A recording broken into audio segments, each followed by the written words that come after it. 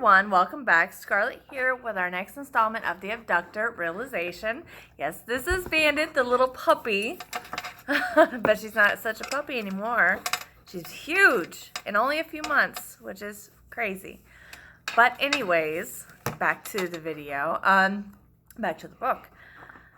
Next is chapter 6, Love. And here we go.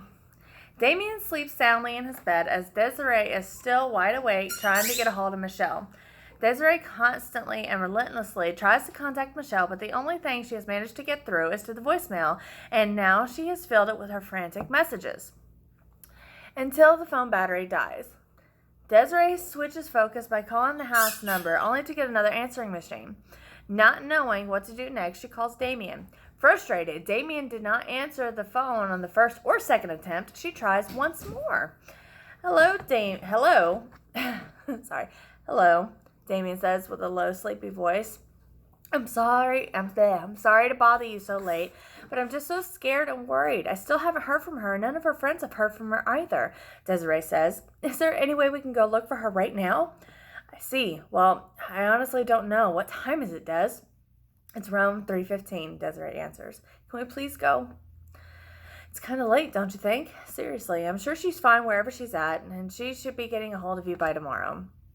Damien, please. I never ask you for anything. Please, Desiree continues. Oh, God, Des. Seriously? A guilt trip? Okay, give me a few minutes, and I'll stop by your place, and we can go from there. Thank you so much, Damien, Desiree answers. Damien is now upset because he hasn't had a good night's sleep in the past few days since he has been busy having so much fun.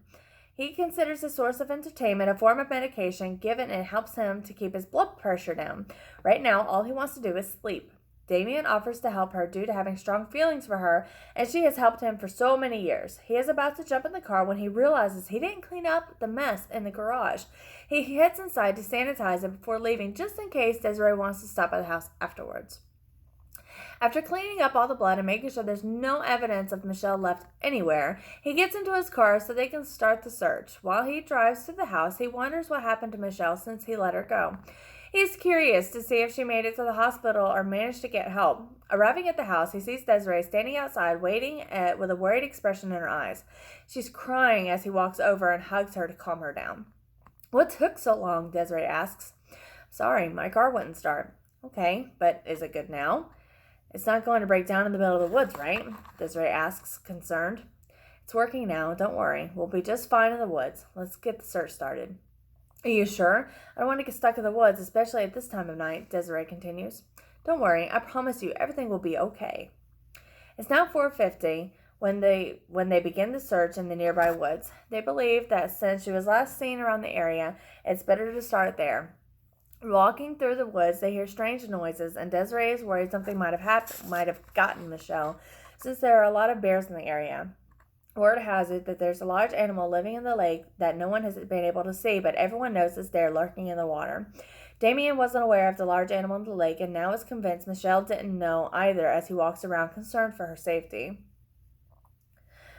Damien informs Desiree he'll be back. He needs to get something out of the truck as he places her by a tree and tells her not to move. He quickly heads to the trunk, opens a briefcase, and grabs 2 pistols, which he hides in his pants. Underneath his shirt, Damien returns to the tree. And Desiree is just a nervous wreck. As he tries to calm her down, he notices something strange about the trees and dirt plants a few feet ahead. I think we should split up so we can cover more ground. I'll go right and you take left. I don't think that's a good idea, Damien. I'm scared, Desiree answers. It's a faster way to cover the woods, Des. Besides, take this and use it only if you need to, Damien replies as he gives her a pistol.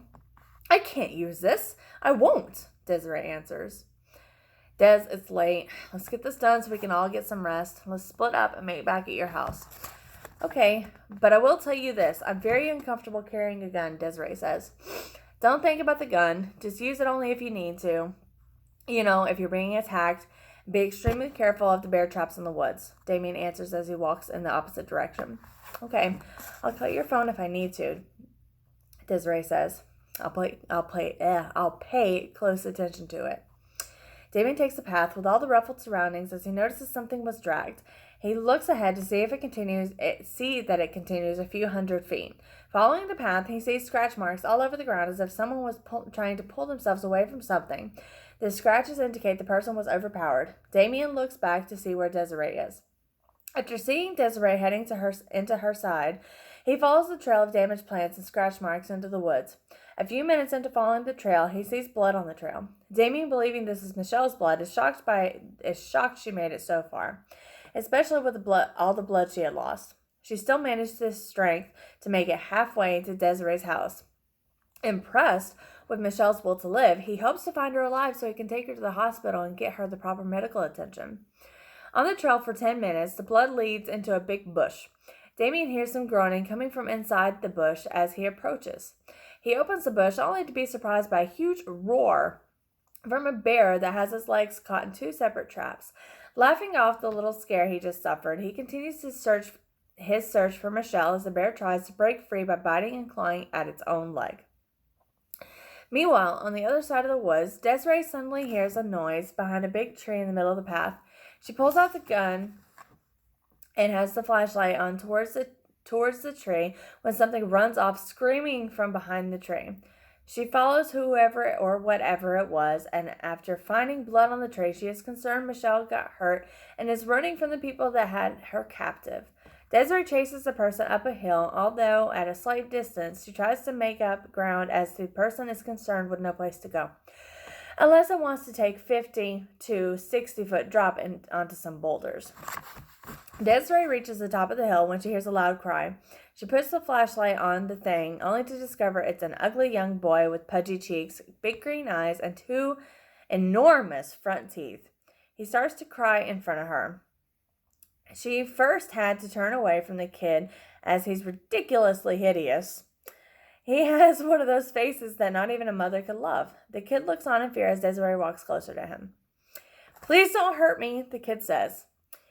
What are you saying? I'm sorry, I can't understand. What are you saying?" Desiree replies.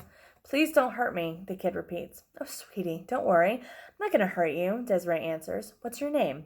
Desiree asks the kid, but the kid doesn't answer. "You can trust me. I'm not going to do anything bad to you, sweetie." The kid walks closer to the edge of the hill. "Come on, sweetie. I can get help for you and get you some food. Please let me help you. What's your name?" "It's Jeremiah," the kid answers as he lowers his head and walks toward her. "I'm sorry. What did you say, sweetie?" Desiree asks as he stands next to her, just staring at her with his big green eyes. "My name is Jeremiah," the kid repeats. "I'm really sorry, but what is it?" Desiree asks again. "My name is Jeremiah. Jeremiah. Jeremiah," the kid yells as he smiles, showing all his teeth. "That's a beautiful name," Desiree says, trying to ignore his little outburst. "Are you all alone out here?" "Nah, I live with my sister in a tree like birds," Jeremiah replies. "How old are you and your sister?" Desiree asks. "I'm 8 years old and she's 19 years old, Jeremiah answers. "My parents were killed here over a year ago and no one knows. We're stuck here and don't know a way out. There are too many traps and vicious animals in the woods, but we've adjusted well to the environment." "Oh my God, you poor baby. Take me to your sister. Today is your lucky day. I have a friend helping me look for my other friend who has a lot of money and a big house that can help you and your sister," Desiree says. "Really? You would do that for us?" Jeremiah asks. "Of course I will," Desiree replies. They walk down the hill and Jeremiah explains how they've managed to survive out here for so long and what things they have experienced. Desiree looks at the boy and feels bad for the boy. Jeremiah calls out his sister's name around the woods so she knows to come down from the tree where they have been living. "Beaver, Beaver, we're saved!" Jeremiah screams several times in joy. "What are you talking about?" Beaver asks as she climbs down the tree. "We are saved," Jeremiah repeats. "By whom? Who is saving us?" Beaver asks. "By Desiree. I just found her out here," Jeremiah answers. Desiree looks at Beaver, feeling even worse for her. She resembles Jeremiah as well. Her teeth are close to the same size as her brother's, and she's chubby all around, which is shocking considering they've been out here in the woods for a year with barely anything to eat. Beaver comes over to Desiree, crying in joy as she hugs and kisses her, unable to contain the excitement she feels right now. Thank you, Desiree. This is by far the nicest thing anyone has ever done for us, Beaver says. No problem. It's the only thing to do, Desiree answers, but there's one thing I need to ask you since you live high up in a tree, Desiree continues. Sure, anything, Beaver says. Did you guys see a girl walking through here or around any area in the woods last night? Desiree asks. There was a girl crawling on the other side of the woods earlier, but she was killed by a crocodile when she stopped by the lake, Beaver replies. Oh my God, Desiree yells. Come with me. I gotta get Damien before the crocodile gets him too. And we will get you somewhere safe, Desiree continues. Desiree pulls out her cell phone to call Damien, but there's no signal in the area. The kids gather any special items they want to take with them. They run through the woods to try to find Damien before anything bad happens. The kids try to keep up with Desiree, who is flying through the paths without a care in the world for the traps. The only thing on her mind is Damien's well-being. The kids keep an eye out since they know where the traps are. They want to make sure Desiree doesn't land on one. Desiree stops in an instant to see if there's signal now, but nothing. Meanwhile, Damien continues looking down his path as he has gotten closer to his house. He has his flashlight pointed towards the floor when he hears something in the nearby lake. Damien walks in that direction when out of nowhere there's a big splash in the water. He notices a blood trail leading to the lake and follows the trail to a puddle of blood and scratch marks on the ground. Damien searches the area to see what happened, but when he gets to the water, he sees a hand sticking out. As he reaches to grab it, he's unable to, so he moves closer. Just as he is about to grab it, a crocodile jumps out of the water and tries to take a bite, causing Damien to fall backwards. The crocodile has the arm in its mouth, and just leaving the hand sticking out by the wrist. It jumps on land and tries to bite Damien once more. The crocodile opens its mouth, and the arm slips out. Damien recognizes the cuts on the arm and knows now that Michelle is dead. He backs up to avoid getting bitten as the crocodile chomps down, crushing Michelle's arm. Damien, trying to keep his composure, grabs his gun and the crocodile lunges at him. He empties the gun in the crocodile's mouth, killing it. Once he sees it drop to the floor, lifeless, a sense of peace takes over. The hard part will be explaining that to Des. On the other side of the woods, Desiree and the kids hear the gunshots and they instantly drop to the ground. She pulls out her cell phone, noticing that it has very weak signal. She tries calling 3 times, but every time it goes to voicemail. She tries again. She loses the weak signal, dropping the call. They get off the ground and walk further into the woods, noticing the signal is stronger than before. Desiree manages to get a hold of Damien finally as she sheds a tear of relief. Are you okay? Desiree asks. I heard gunshots. Desiree continues before Damien can answer.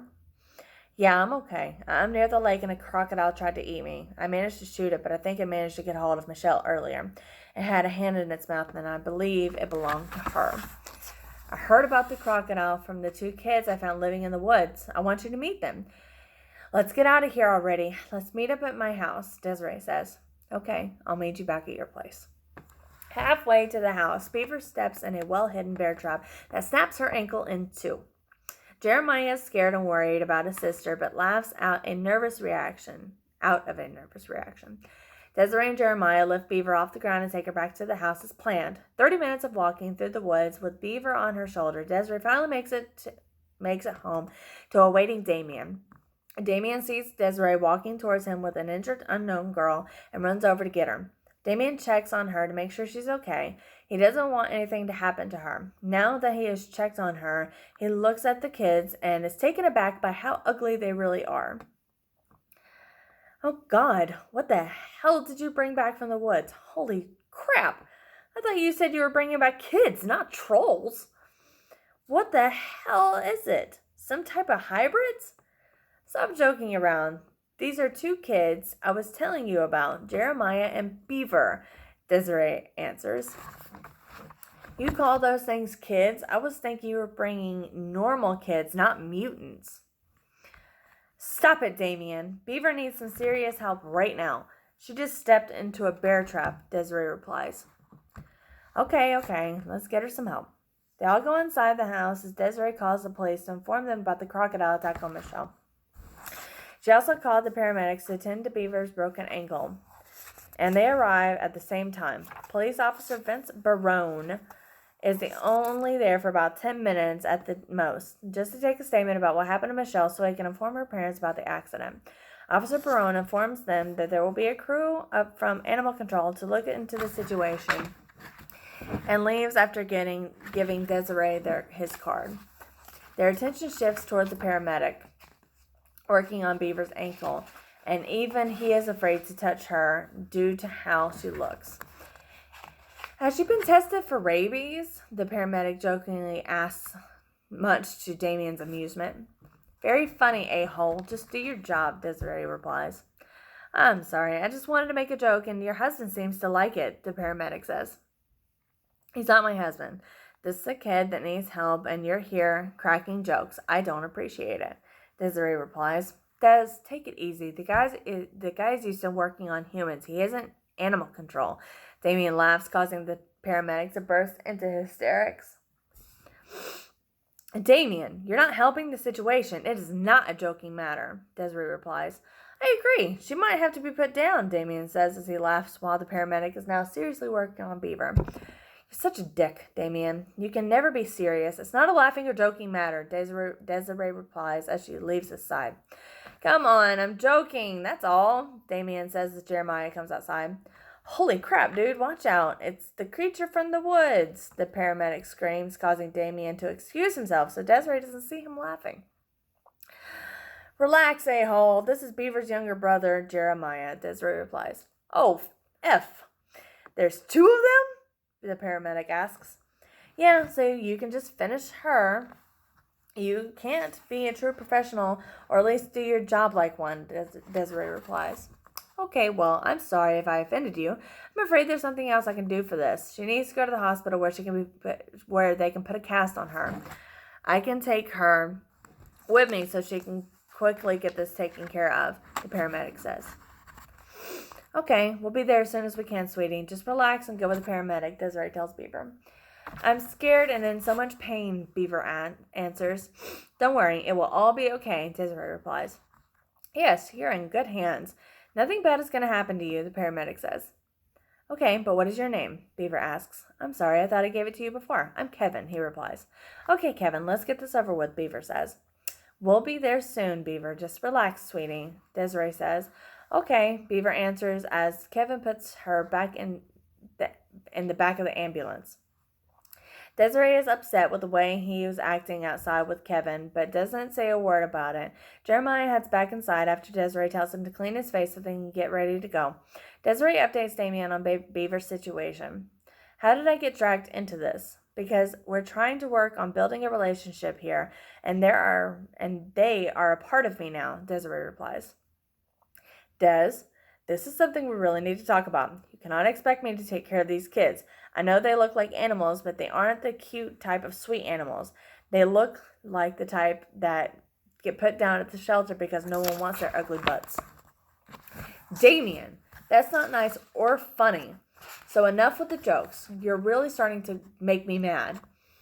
Desiree answers, annoyed. Okay, I'm sorry. Since we need to go to the hospital, let me go home to clean myself up and I'll pick you up.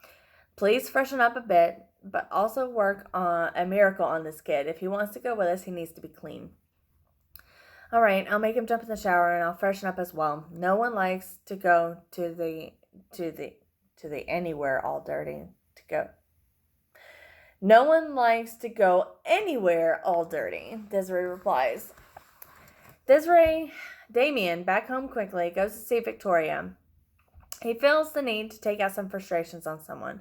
He notices she's awake but not making any noise. She looks at Tony, who's a bloody mess. Tony is moving around, unable to see anything. Damien looks at Victoria, who's afraid he'll do the same thing he did to Tony to her. Damien comes closer to Victoria as he tries to avoid making any eye contact with him, who jumps in front of her, smiling and puts his finger over her lips, signaling her to stay quiet. Damien kicks Tony in the stomach.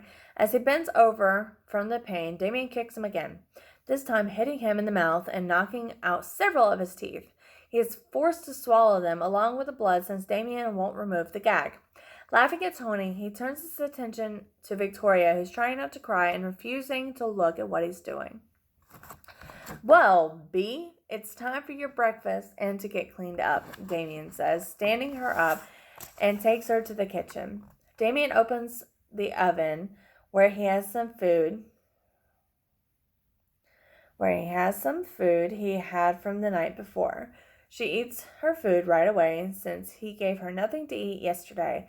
The moment she finishes her last bite, Damien grabs her by the hair and takes her to the bathroom. Damien undresses her and she jumps in the shower. Damien also undresses. We're going to take a shower together. I'm in a bit of a hurry. No, we can't, especially not after everything you've put me through, Victoria replies. I'm not asking you to take a shower with me. I'm effing telling you we'll take a shower together and you're going back to your effing room, Damien says as he slaps her 3 times. Now wash my back, Damien orders. No, I won't do that, Victoria replies. No? Damien asks as he slaps her and slams her head against the wall. Now, I'm going to tell you again. Wash my back, Damien orders. Okay, Victoria replies as she scrubs his back. Now, let me do your back, Damien says as he pinches her left nipple.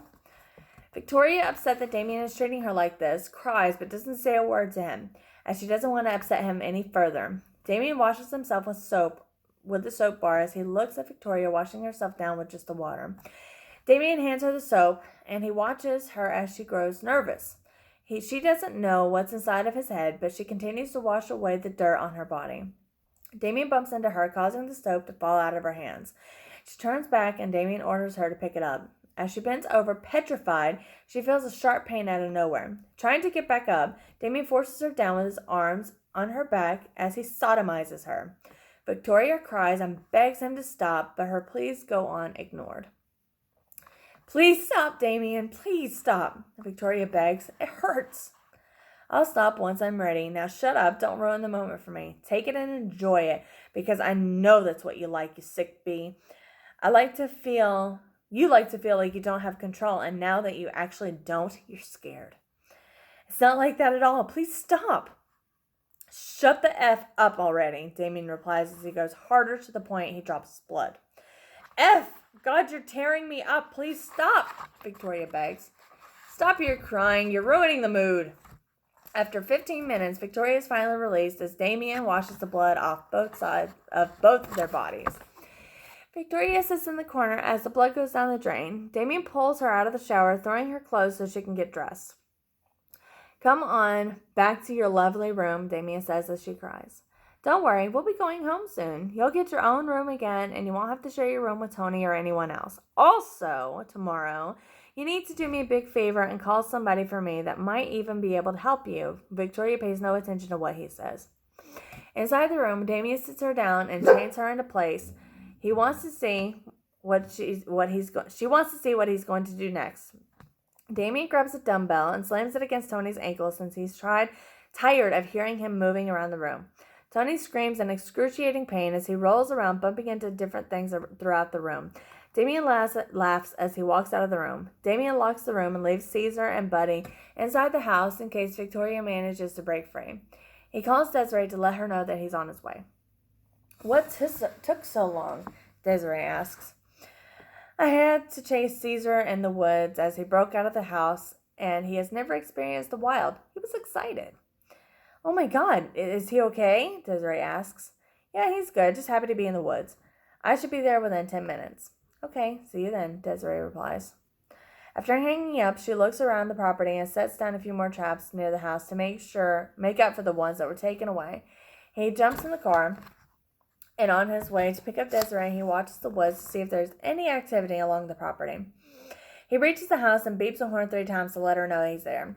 She comes out with Jeremiah so they can be on their way to see Beaver. Damien is amazed by how good Jeremiah looks after taking a shower. Wow, kid, you cleaned up nice. Hopefully I can say the same about your sister, Damien says, laughing. Thank you, Jeremiah replies. He's been holding up well, Desiree says. That's good to hear. I would expect nothing less from a kid that's been living in the woods for over a year. The kid's a fighter. I have a lot of respect for you, Jeremiah. Thanks a lot, sir. It means a lot to me, Jeremiah replies. No need to thank me. You've earned it, kid. Okay, sir, Jeremiah answers. Now all we need to do is something about those teeth. You're funny, Mr. Hall. There's nothing I can do about it, Jeremiah replies. Who told you that lie? My parents told me. But they died a long time ago, Jeremiah answers. Do you and your sister have anybody else you guys can live with?